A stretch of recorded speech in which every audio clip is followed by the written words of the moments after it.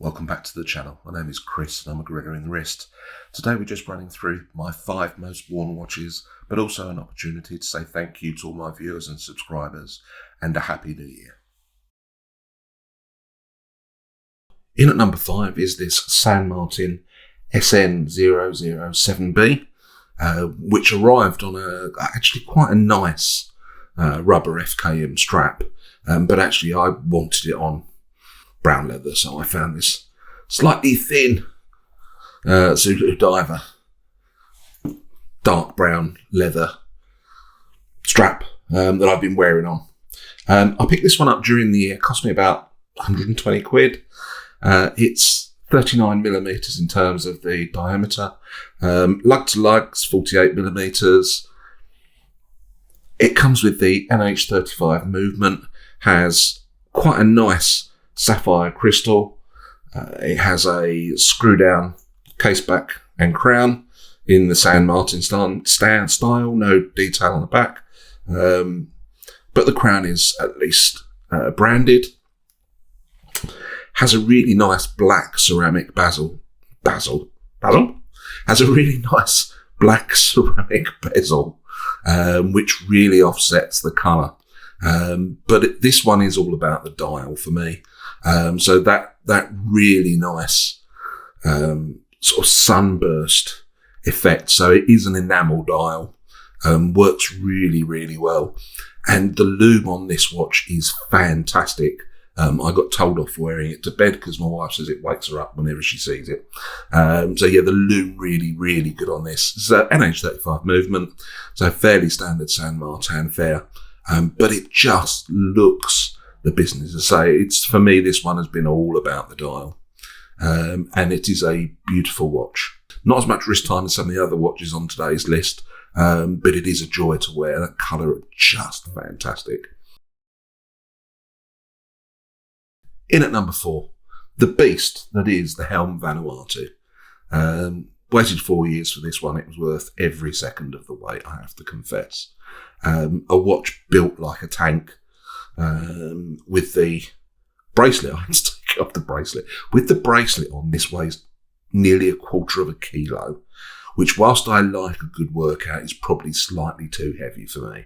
But you can't doubt this watch's ruggedness. It's a 42mm dial. The lug tug isn't bad at 50mm, so even for a big watch, it still wears, I was going to say it wears well. It does wear a bit like a grandfather clock on your wrist at times. So it's not that it wears well. It's just really, really impressive. NH35 movement, really good flat sapphire crystal, screw down case back and crown.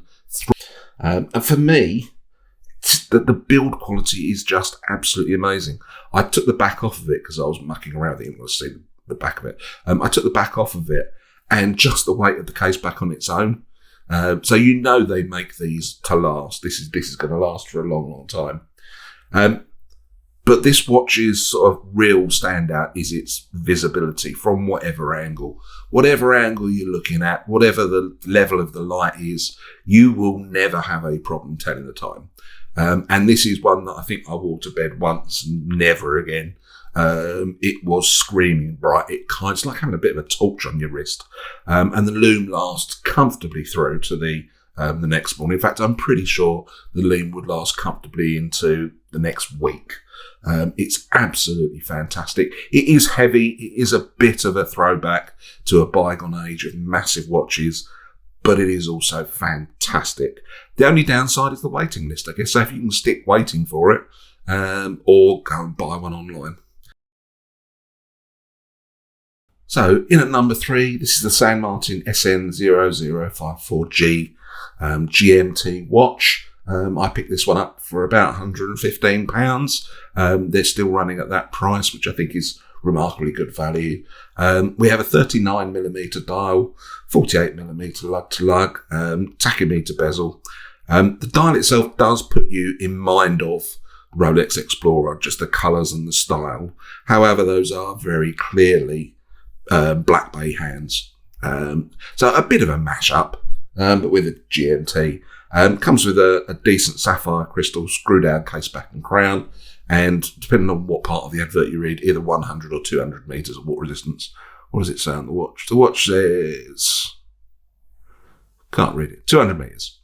So decent.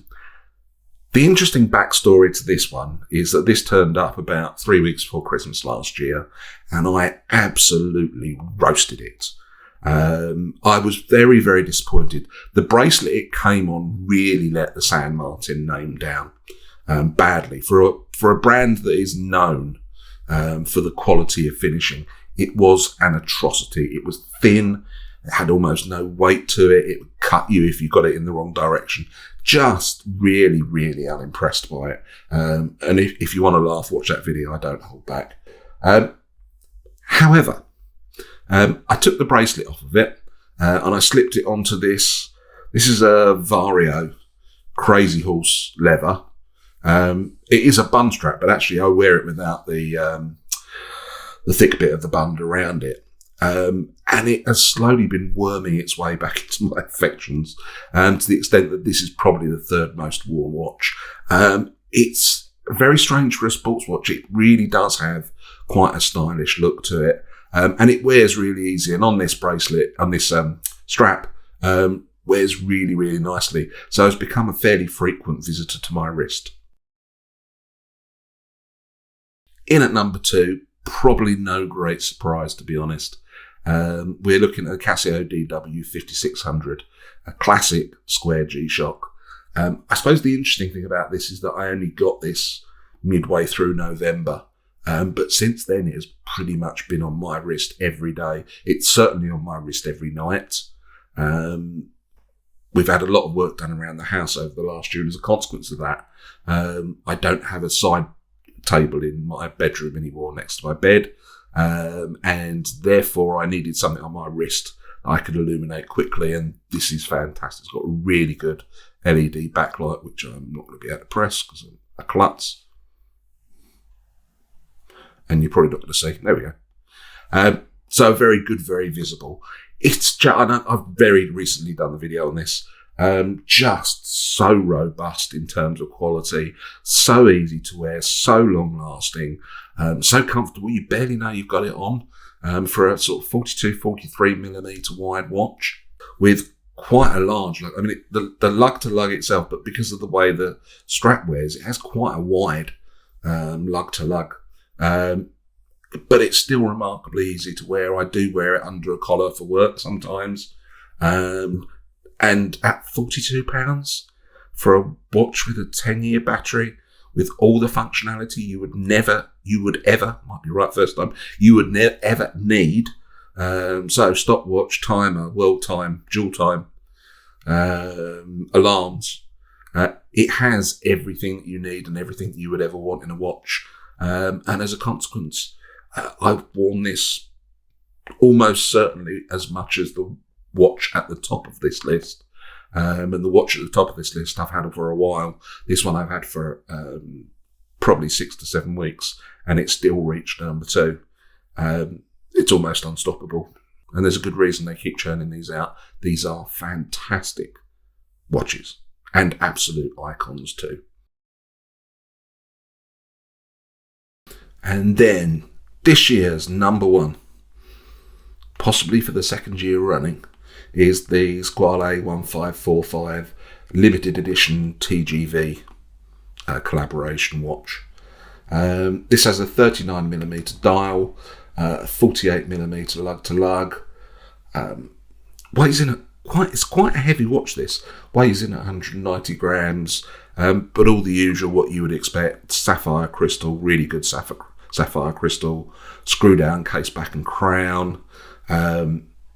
Just really, really good, very well finished. For once, as a bracelet, most bracelets don't fit me, and even if they do fit me, aren't very good. This isn't one of those. The bracelet on this is excellent. You could make the argument about safety pushers, but I never do. It's just a glorious watch, and it's on the smaller side size as well at 39mm. This is an imminently wearable dive watch. But it's the colour scheme and the dial that really sell it to me, and the reason why I pick it up time after time. It's incredibly visible. Almost from any angle, you can kind of see the time, whichever way you look at it. I think I might have said the same thing last year about it. So brilliant to wear. I love the colour scheme. Bezel colour is really, really nice. And just unusual, I think. I think we've had quite a few sort of claret stroke reddish dial watches this year. I think it may have been a little bit of one of the in colours. But this one got there a while ago.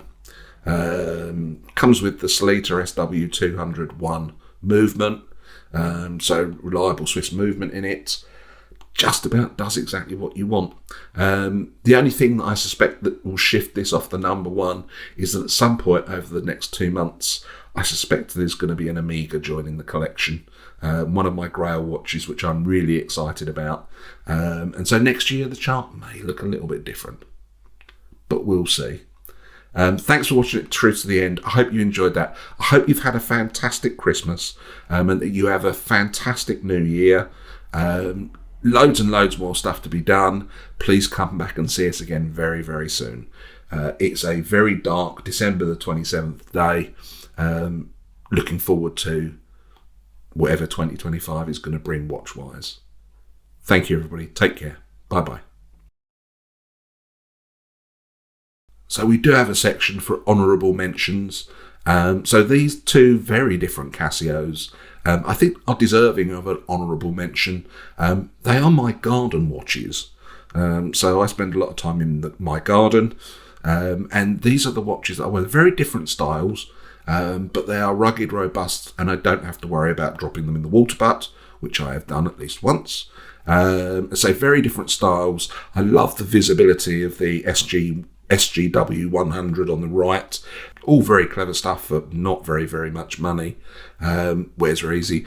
The GAE 2100 on my right, G-Shock. Again, fantastically robust, but with a little bit of style to it, this one as well. Again, I think this is probably a watch that you can wear at a social occasion and it doesn't look out of place. It's got that sort of octagonal AP Royal Oak type look to it. But both worthy of honourable mentions. These do get a reasonable amount of wrist time. And my final honourable mention goes to this Pagani Design PD1782. I've reviewed this very recently, so I'd go and have a look at that one. But this one was a complete surprise. Sort of bought on a bit of a whim, really. Wasn't quite sure what I saw in it. And what's arrived is an absolutely gorgeous watch. It's got a decent strap, fits me, which is always good for a gorilla. The dial is absolutely fantastic. I've had many people suggest what they think it's homaging. And in all of the suggestions, I can see what people mean. There is a sort of familiarity. You can kind of see what it's... But I've yet to see the watch that looks like this looks like it's a photocopy of, which feels like a very big step forward for this brand. It's absolutely fantastic chronograph. I picked this one up for sort of 45 quid. I think at that money it's an absolute bargain. And this one will be staying in the collection, albeit on a slightly different, slightly longer strap.